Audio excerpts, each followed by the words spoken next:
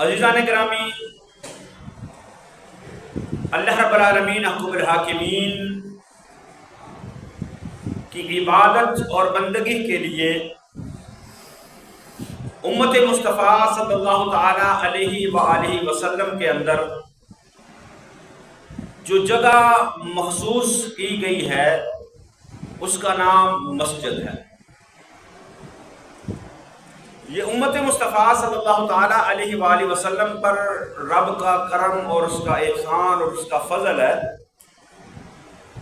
کہ اس امت سے قبل جتنی امتیں تھیں ان کے لیے عبادت کرنے کے لیے مخصوص مقام جو تھا، ان کی جو عبادت گاہ تھی، اس کے علاوہ وہ عبادت نہیں کر سکتے تھے۔ یعنی جب عبادت کا وقت ہوتا، اللہ کی بندگی کا وقت ہوتا، اس شریعت کے مطابق، اس دین کے مطابق، تو اس دین کے ماننے والے عبادت کرنے کے لیے، اللہ کی بندگی کرنے کے لیے، اس رب کے سامنے سر بسجود ہونے کے لیے، اپنی جبین نیاز کو جھکانے کے لیے ایک مخصوص مقام کے اوپر جمع ہوتے جس کو عبادت گاہ کا نام دیا جاتا۔ لیکن امت مصطفیٰ صلی اللہ تعالیٰ علیہ وآلہ وسلم کے اوپر محبوب کریم صلی اللہ تعالیٰ علیہ وآلہ وسلم کے صدقے یہ کرم ہے، یہ فضل ہے، یہ مہربانی ہے کہ جب آقا دو جہاں صلی اللہ تعالیٰ علیہ وآلہ وسلم دنیا کے اندر جلوہ گر ہوئے، آقا دو جہاں صلی اللہ تعالیٰ علیہ وآلہ وسلم نے فرمایا، اللہ نے میرے دنیا کے اندر آنے کی برکت سے اور جو مجھے دیگر انبیاء پر فضیلتیں عطا فرمائیں، ان فضیلتوں میں سے ایک فضیلت یہ ہے کہ اللہ نے میرے لیے تمام روئے زمین کو پاک اور مسجد بنا دیا ہے۔ تمام روئے زمین پاک ہے، جہاں پر ظاہری طور پر جو ہے وہ کوئی گندگی نہ ہو، ظاہری طور پر کوئی نجاست نہ ہو، تو ساری زمین جو ہے وہ اللہ نے محبوب کے صدقے اس امت کے لیے پاک فرما دی۔ امت مصطفیٰ صلی اللہ تعالیٰ علیہ وآلہ وسلم کا فرد جب عبادت کا وقت ہو جائے، نماز کا وقت ہو جائے، اگر جو مخصوص جگہ مسجد قریب نہیں ہے تو کسی بھی مقام کے اوپر، جس جگہ کے اوپر بھی موجود ہے، رستے کے اندر ہے، گھر کے اندر ہے، کہیں سفر کے اندر ہے،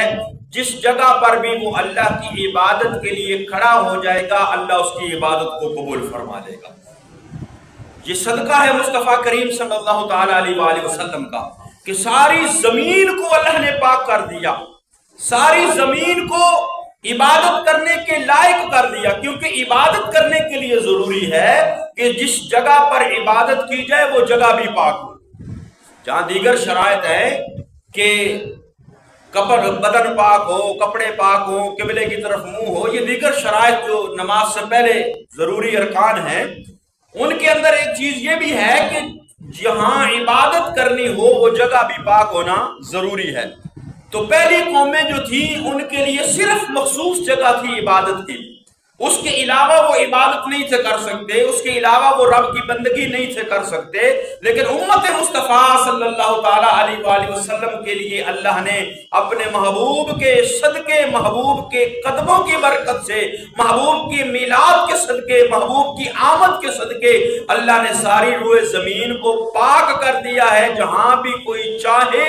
نماز ادا کرے گا، اللہ اس کی نماز کو قبول فرما لے گا۔ لیکن جو مخصوص مقام عبادت کے لیے مختص کیا گیا ہے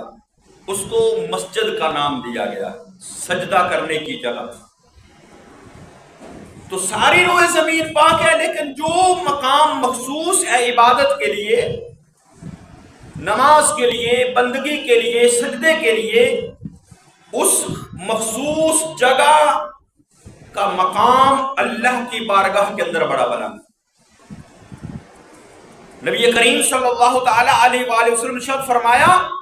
فرمایا احب البلاد الی اللہ مساجدها، فرمایا دنیا کے تمام مقامات میں سے اللہ کو سب سے زیادہ جو مقام پسند ہے وہ کیا ہے؟ وہ مسجد ہے۔ دنیا کے اندر جتنے بھی مقامات ہیں، جگہ ہیں، گھر ہیں، مکان ہیں، کوٹھیاں ہیں، دیگر مقامات، فرمایا ان سب مقامات میں سے اللہ کو جو پسندیدہ مقام ہے وہ کیا ہے؟ وہ مسجد ہے، یعنی جس جگہ پر اللہ کی عبادت اور بندگی کی جاتی ہے۔ اور مسجد کے ساتھ محبت کرنا، مسجد کے ساتھ پیار کرنا، مسجد کی خدمت گزاری کرنا، مسجد کے ساتھ جو ہے وہ اپنا دل لگا کے رکھنا، مسجد کی صفائی ستھرائی کرنا، مسجد کے انتظام و انصرام کرنا، مسجد کے معاملات کو چلانا، یہ بڑا ہی برکتوں والا کام ہے۔ اللہ اور اس کے رسول صلی اللہ تعالیٰ علیہ وآلہ وسلم نے بشارتیں عطا فرمائی ہیں، مبارکبادیں عطا فرمائی ہیں، اور ان کے ایمان کی گواہی اللہ نے بھی دی، رسول اللہ صلی اللہ تعالیٰ علیہ وآلہ وسلم نے بھی دی، اور فرمایا اے ایمان والو تم بھی ان کے ایمان کی گواہی دیا کرو۔ جو مسجد کے ساتھ محبت کرے، جو مسجد کے ساتھ تعلق رکھے، جو مسجد کے ساتھ جو ہے وہ اپنا معاملات کر کے رکھے، مسجد کی خدمت کرے، اس کے نگہداشت کرے، اس کے جو ہے وہ اس کے اندر نماز ادا کرے، اس کے اندر عبادت کرے، اس کے اندر جو ہے وہ اللہ کا ذکر کرے، یعنی مسجد کے ساتھ کسی بھی طرح سے جس کا تعلق ہوگا تو اللہ رب العالمین حکم الحاکمین نے فرمایا انما یعمر مساجد اللہ من آمن باللہ والیوم الآخر واقام الصلاة وآت الزکاة ولم یخش الا اللہ فعسى اولئک ان یکونوا من المہتدین۔ خالق کائنات وعد اللہ شیخ نشد فرمایا بے شک اللہ کی مسجدیں وہی آباد کرتے ہیں جو اللہ پر اور قیامت پر ایمان رکھتے ہیں، نماز قائم کرتے ہیں، زکوٰۃ دیتے ہیں، اللہ کے سوا کسی نے سے نہیں ڈرتے، تو فرمایا ان قریب یہی لوگ جو ہیں وہ ہدایت پانے والوں میں سے۔ اور آقا تو جہاں صلی اللہ تعالیٰ علیہ وآلہ وسلم فرمایا اذا رأیتم الرجل یتعاہد المسجد، فرمایا جب تم کسی شخص کو دیکھو جو مسجد کے ساتھ محبت کرتا ہے، مسجد کی نگہداشت کرتا ہے، مسجد کے ساتھ تعلق رکھتا ہے، مسجد کے اندر اس کا آنا جانا ہے، مسجد کی صفائی ستھرائی، انتظام و انصرام، اس کے اندر نماز پڑھنا پڑھانا، دیگر معاملات، یعنی تعلق مسجد کے ساتھ ہے، فرمایا جب تم کسی ایسے بندے کو دیکھو جو مسجد کے ساتھ وابستہ ہے، اذا رأیتم الرجل یتعاہد المسجد فاشہدوا لہ بالایمان، فرمایا تم اس کے ایمان کی گواہی دو۔ تو یہ بندہ مسجد کے ساتھ محبت کرتا ہے، مسجد کے ساتھ اس کا تعلق ہے، مسجد کی نگہداشت و خبرگیری کرتا ہے، انتظام و انصرام چلاتا ہے، فرمایا ایسا بندہ جو مسجد کی خدمت کرنے والا ہے، مسجد کے ساتھ تعلق رکھنے والا ہے، فرمایا ایمان والو اللہ بھی ان کے ایمان کی گواہی دے رہا ہے، ایمان والو تم بھی ان کے ایمان کی گواہی دیا کرو۔ یعنی یہ کتنا عظیم کام ہے مسجد کے ساتھ تعلق بنانا، مسجد کے ساتھ جو ہے وہ اپنا تعلق جوڑنا، مسجد کی خدمت کرنا، مسجد کے جو ہے وہ معاملات کو دیکھنا، مسجد کے انتظام و انصرام کو دیکھنا۔ آقا دو جہاں صلی اللہ تعالیٰ علیہ وآلہ وسلم کا فرمان ہے، حدیث مبارکہ، آقا دو جہاں صلی اللہ علیہ وسلم نے ارشاد فرمایا کہ جب قیامت قائم ہوگی تو سورج سوا نیزے کے اوپر ہوگا، کسی چیز کا زمین کے اوپر سایہ نہیں ہوگا، سایہ ہوگا تو صرف اللہ کے عرش کا ہوگا، اور کسی چیز کا سایہ نہیں ہوگا، تپتی دھوپ ہوگی، زمین تانبے کی طرح سرخ ہوگی، سورج سوا نیزے پر رہ کر آگ برسا رہا ہوگا، فرمایا کسی چیز کا سایہ نہیں ہوگا، سایہ ہوگا تو صرف اللہ کے عرش کا سایہ ہوگا۔ فرمایا اللہ کے اس عرش کے سائے کے نیچے اللہ کچھ لوگوں کو جگہ عطا فرمائے گا، یعنی اللہ کے عرش کا سایہ ہوگا بروز محشر، قیامت والے دن کسی چیز کا سایہ نہیں ہوگا، صرف اللہ کے عرش کا سایہ ہوگا، تو بڑے خوش نصیب ہوں گے نا جن کو اس گرمی کے اندر، اس تپش کے اندر اللہ کے عرش کا سایہ نصیب ہو جائے۔ تو فرمایا وہ 7 قسم کے آدمی ہیں حدیث مبارکہ کے اندر، فرمایا ایک پہلے نمبر پر کیا ہے، وہ ہوگا انصاف کرنے والا حکمران، انصاف کرنے والا جو حاکم ہوگا، حکمران جو انصاف اور عدل کو قائم کرے گا، رعایا کے اندر، معاشرے کے اندر جن کے اوپر وہ حکمران ہے وہ عدل و انصاف قائم کرنے والا ہوگا، تو فرمایا کل قیامت والے دن اللہ اس کو اپنے عرش کا سایہ عطا فرمائے۔ دوسرے نمبر پر فرمایا وہ شخص، وہ جوان، وہ نوجوان جو جوانی کے اندر عبادت کرتا ہے، کیونکہ جوانی زندگی کا ایک ایسا حصہ ہے کہ جس کے اندر نافرمانی، شیطان کے دھوکے اور فریب کے اندر آ کر بندہ گناہ کی زندگی کے اندر مبتلا ہو جائے۔ لیکن اگر اس جوانی کے اندر بندے کے دل کے اندر خوف خدا ہو، اپنے رب کو راضی کرنے کا جذبہ ہو، اتباع مصطفیٰ صلی اللہ تعالی علیہ وآلہ وسلم کا شوق ہو، اور بندہ جوانی کے اندر عبادت کرنے والا ہوگا، تو فرمایا اس جوان کو بھی اللہ قیامت والے دن اپنے عرش کا سایہ عطا فرمائے۔ اور تیسرے نمبر پر فرمایا مسجد سے محبت کرنے والا، یعنی جس کی محبت مسجد کے ساتھ ہوگی، جس کا تعلق مسجد کے ساتھ ہوگا، جو مسجد کے معاملات کو دیکھنے والا ہوگا، فرمایا اس بندے کو بھی اللہ اپنے عرش کا سایہ عطا فرمائے گا۔ اور چوتھے نمبر پر فرمایا وہ دو شخص جو خدا کے لیے آپس میں محبت رکھتے ہیں، یعنی دنیاوی تعلق بندہ دوستی رکھتا ہے، محبت رکھتا ہے، ایک دوسرے کے ساتھ تعلق بناتا ہے، اس کی کئی وجوہات ہوتی ہیں۔ رشتہ داری ہے تو پھر تعلق اور دوستی ہے، کاروباری معاملات ایک جیسے ہیں تو تعلق اور دوستی ہے، محلے داری ہے، ایک محلے کے اندر رہنے والے ہیں تو تعلق اور دوستی ہے، ہم عمر ہیں تو تعلق اور دوستی ہے۔ تو کئی ایک وجوہات ہوتی ہیں کہ بندہ کسی دوسرے کے ساتھ تعلق رکھتا ہے، دوستی بناتا ہے، لیکن فرمایا ایک وجہ یہ بھی ہوتی ہے کہ بندہ کسی دوسرے بندے کے ساتھ رب کے لیے محبت کرے، رب کے لیے، یعنی بندہ کوئی نیک ہے، عبادت گزار ہے، جو ہے وہ عالم دین ہے، یا پرہیزگار ہے، نیکوکار ہے، عبادت کرنے والا ہے، نماز پڑھنے والا ہے، نیک کام کرنے والا ہے، اللہ کا کوئی پیارا بندہ ہے، تو بندہ اس کے ساتھ محبت کرے رب کی رضا کے لیے، دنیاوی مقصد اس کے پیچھے کوئی نہ ہو، یعنی باقی معاملات ہوں، کاروباری معاملات ہیں یا دیگر معاملات، اس کے اندر دنیاوی جو ہے وہ مقصد پیش نظر ہوتا ہے۔ لیکن جب بندہ کسی اللہ کے بندے کے ساتھ صرف رب کی رضا کے لیے کہ یہ اللہ کا نیک بندہ ہے، میں اس کے ساتھ اللہ کی رضا کے لیے محبت کروں گا، کہ اس سے محبت کروں گا تو میرا رب مجھ سے راضی ہوگا، تو فرمایا جو کسی شخص کے ساتھ اللہ کے لیے محبت کرنے والا ہوگا، فرمایا اللہ ان دونوں کو بھی اپنے عرش کا سایہ عطا فرما دے گا۔ اور پانچویں نمبر پر فرمایا جو شخص تنہائی کے اندر اپنے رب کو یاد کرتا، تنہائی کے اندر، رات ہے، رات کی تاریکی ہے، دنیا خواب خرگوش کے مزے لے رہی ہے، دنیا سوئی ہوئی ہے، لیکن وہ شخص رات کی تاریکی میں اٹھتا ہے، اٹھ کر جو ہے وہ وضو کرتا ہے، وضو کر کے وہ رب کی بارگاہ کے اندر نوافل کے لیے کھڑا ہو جاتا ہے، تہجد کے لیے کھڑا ہو جاتا ہے تنہائی کے اندر۔ کیونکہ جب بندہ لوگوں کے سامنے عبادت کرتا ہے، بندگی کرتا ہے، تو لا محالہ طور پر ہو سکتا ہے اس کے دل کے اندر کوئی ریاکاری کا شعبہ پیدا ہو جائے، لیکن جب بندہ بالکل اکیلا ہوتا ہے، کوئی دیکھنے والا نہیں ہوتا، اس وقت جو عبادت کی جاتی ہے اس کی لذت اور اس کا سرور ہی الگ ہوتا ہے۔ تو فرمایا پھر جو تنہائی کے اندر رب کی عبادت کرے، اپنے رب کو یاد کرے جب اس کو کوئی دیکھنے والا نہیں، جب اس کو کوئی دیکھنے والا نہیں ہے، تو اس وقت جو اس کو عبادت کی لذت آئے گی، جو سرور آئے گا، اور پھر اس تنہائی کے اندر عبادت کرنے پر اللہ اس کو انعام یہ عطا فرمائے گا کہ اللہ اس کو اپنے عرش کا سایہ عطا فرمائے گا۔ اور چھٹے نمبر پر فرمایا وہ شخص جس کو کسی عورت نے گناہ کے لیے بلایا،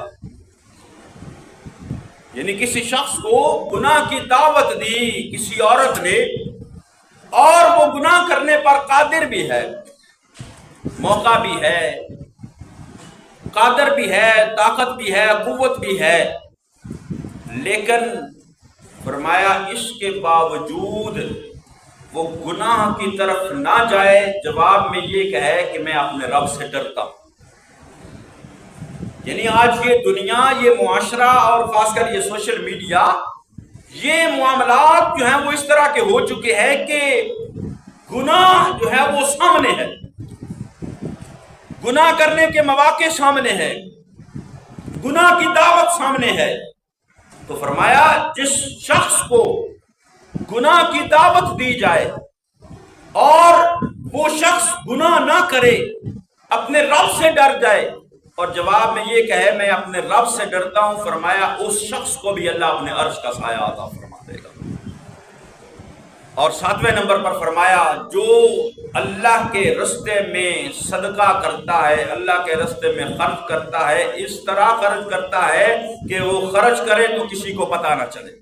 یعنی خفیہ طور پر صدقہ کرنے والا۔ تو فرمایا یہ 7 شخص ایسے ہیں کہ جن کو اللہ رب العالمین احکم الحاکمین اپنے عرش کا سایہ عطا فرمائے گا۔ ان میں سے ایک شخص وہ بھی ہوگا جو مسجد کے ساتھ محبت کرنے والا، مسجد کی خدمت گزاری کرنے والا ہوگا، مسجد کے ساتھ معاملات کرنے والا ہوگا، مسجد کی خدمت گزاری کر کے مسجد کو آباد کرنے کی جو کوشش میں لگا رہتا ہے، اس کو بھی اللہ اپنے عرش کا سایہ عطا فرمائے گا۔ تو یہ مسجدیں، یہ جگہیں جہاں پر اللہ کی عبادت کی جاتی ہے، یہ اللہ کو بڑی پسند ہے۔ یہ ساری کائنات جب اللہ رب العالمین احکم الحاکمین کا حکم ہوگا، ساری کائنات تباہ ہو جائے گی، ساری کائنات ختم ہو جائے گی، پہاڑ ریزہ ریزہ ہو جائیں گے، زمین پھٹ جائے گی، سب کچھ ختم ہو جائے گا۔ اس وقت بھی یہ مسجدیں جو ہیں اللہ رب العالمین احکم الحاکمین کے محبوب کریم صلی اللہ تعالی علیہ وآلہ وسلم فرمایا کہ ساری زمین جاتی رہے گی، ساری زمین ختم ہو جائے گی، لیکن یہ ساری مسجدیں آپس میں اکٹھی ہو کر اللہ ان کو اٹھا کر جنت کے اندر لے جائے گا۔ ساری مسجدیں اللہ اٹھا کر جنت کے اندر لے جائے گا، کیونکہ یہ وہ جگہ ہیں جہاں پر جو ہے وہ اللہ رب العالمین احکم الحاکمین کی عبادت اور بندگی کی جاتی ہے۔ نبی کریم صلی اللہ تعالیٰ علیہ وآلہ وسلم نے فرمایا کہ جب کوئی شخص مسجد کے اندر آتا ہے، اور مسجد کے اندر آتا ہے کس لیے؟ نماز پڑھنے کے لیے یا اللہ کا ذکر کرنے کے لیے، ذکر اللہ کرنے کے لیے، نماز پڑھنے کے لیے، یا نماز پڑھنے کے لیے آیا ہے، نماز میں وقت باقی ہے، ابھی نماز کے انتظار میں بیٹھ کر وہ اللہ اللہ کرنا شروع کر دیتا ہے، اللہ کا ذکر کرنا شروع کر دیتا ہے، ایک کونے میں بیٹھ کر، ایک نکر میں بیٹھ کر۔ تو فرمایا آقا دو جہاں صلی اللہ تعالیٰ علیہ وآلہ وسلم نے، حضرت ابو ہریرہ اس کو بیان کرتے ہیں کہ آقا دو جہاں صلی اللہ تعالیٰ علیہ وسلم فرمایا جب بندہ اس نیت کے ساتھ مسجد پر آئے نماز پڑھنے کے لیے، اللہ کا ذکر کرنے کے لیے، تو فرمایا اللہ اس کے اوپر اپنی خاص شفقت اور رحمت کی نظر فرماتا ہے، خاص رحمت اور شفقت کی نظر فرماتا ہے۔ فرمایا ایسے مثال دے کر آقا نے فرمایا جیسے کوئی شخص بڑی مدت کے بعد، بڑی دیر کے بعد اپنے گھر لوٹے، یعنی بندہ کہیں پردیس چلا گیا، کئی سال گزر گئے، کئی سال گزرنے کے بعد وہ اپنے گھر کے اندر آیا ہے، یا بندہ جو ہے وہ کہیں لاپتہ ہو گیا ہے، لاپتہ ہونے کے بعد بڑی مدت گزرنے کے بعد وہ اپنے گھر کے اندر آیا ہے۔ فرمایا جیسے وہ بندہ اپنے گھر کی طرف لوٹتا ہے، گھر آتا ہے، تو گھر والے جو اس کے ساتھ محبت اور شفقت سے پیش آتے ہیں، ایسے جو بندہ اللہ کی عبادت کرنے کے لیے، نماز پڑھنے کے لیے، اس کا ذکر کرنے کے لیے مسجد کے اندر آتا ہے، اللہ اسی طرح اس کے ساتھ محبت اور شفقت کی اس کے اوپر نظر فرماتا ہے۔ تو یہ مسجدیں، یہ اللہ کی عبادت اور بندگی جو ہے کرنے کے لیے جو جگہ مخصوص ہے، اللہ رب العالمین احکم الحاکمین کے محبوب کریم صلی اللہ تعالیٰ علیہ وآلہ وسلم نے اس کے فضائل بیان فرمائے، اور فضائل کے بعد پھر اس کے کچھ آداب ہیں،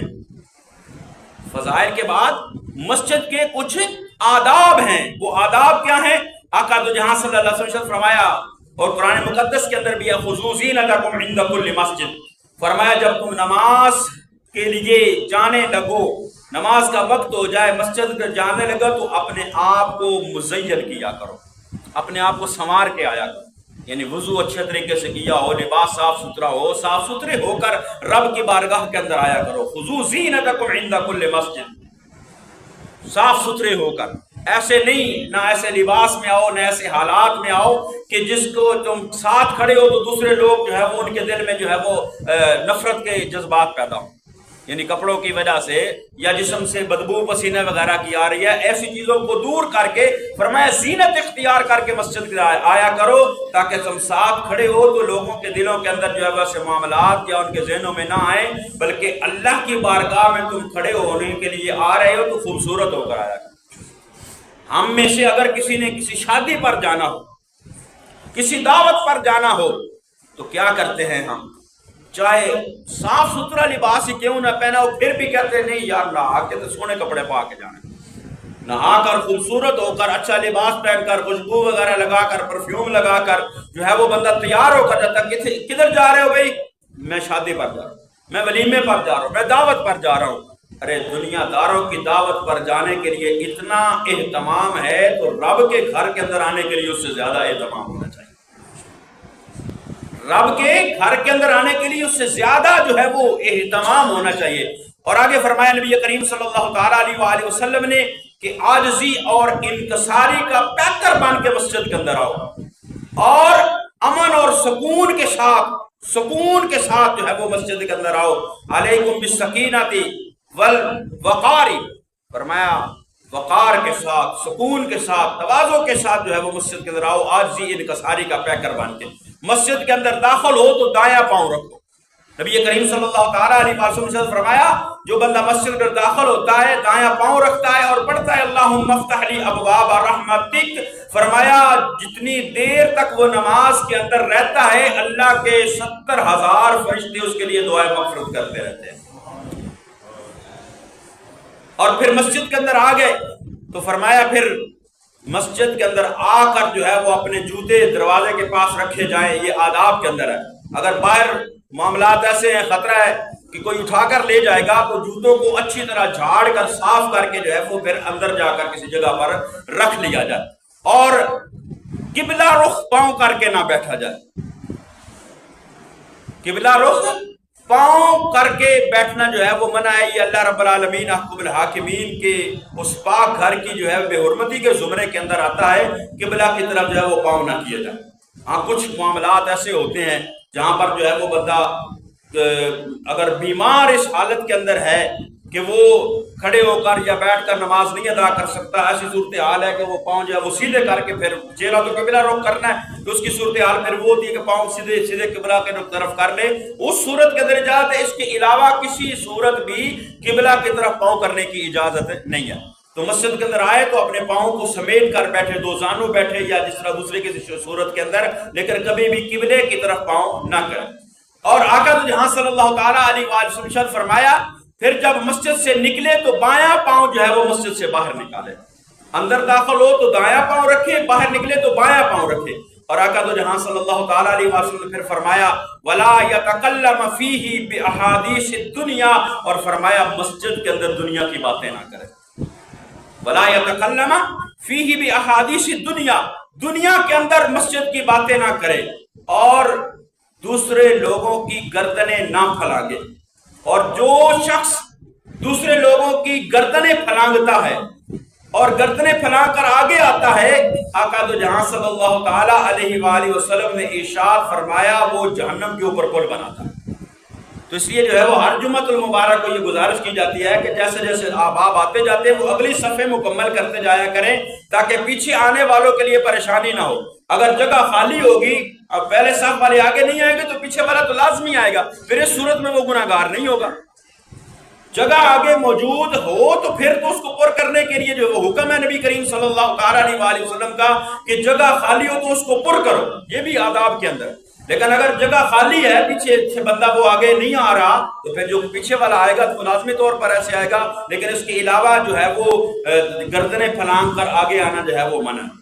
اور نبی کریم صلی اللہ تعالی وسلم نے فرمایا وَلَا يَنَازَ فِي الْمَكَانِ، جگہ کے لیے جھگڑا نہ کرے. یعنی کوئی شخص آ گیا ہے، پہلے آیا ہے اور آ کر وہ بیٹھ گیا. ہاں ایک جگہ مخصوص ہوتی ہے اقامت پڑھنے والے کے لیے، مؤذن کے لیے، اس جگہ پر بیٹھنا نہیں چاہیے. وہ مؤذن اور جو ہے وہ اقامت پڑھنے والا وہ بیٹھے گا.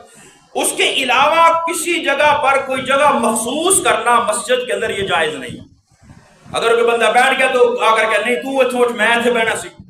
ایتھے میں بہنا روزانہ نہیں. وہ جگہ فرمایا وَلَا يَنَازَ فِي الْمَكَانِ، فرمایا جگہ کے لیے جھگڑا نہ کرے بلکہ جہاں پر جگہ ملے وہ اس جگہ پر بیٹھ جائے، کسی بیٹھے ہوئے کو نہ اٹھائے. اور وَلَا يَدِيكُ عَلَىٰ أَحَدٍ فِي الصَّفِّ، اور صف کے اندر گھس کر تنگی بھی پیدا نہ کرے. یعنی ایک جگہ صف کے درمیان جگہ،